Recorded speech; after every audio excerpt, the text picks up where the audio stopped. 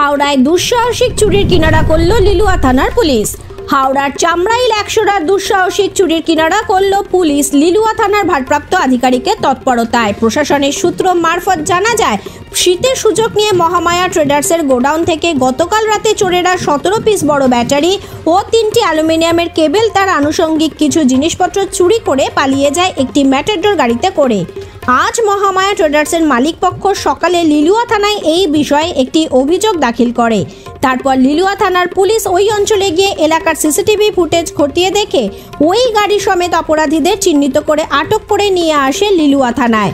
অপরাধীরা হলো শিবকুমার যাদব গাড়ির ড্রাইভার, প্রভাস দাস গাড়ির মালিক এবং যেই ব্যক্তি এই চোরাই মাল কিনেছিলেন তিনি হলেন হানিফ শেখ।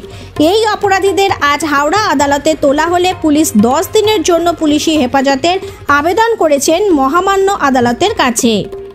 হাওড়া থেকে সুভাষিস দত্তের রিপোর্ট, 24 ঘন্টা খবর।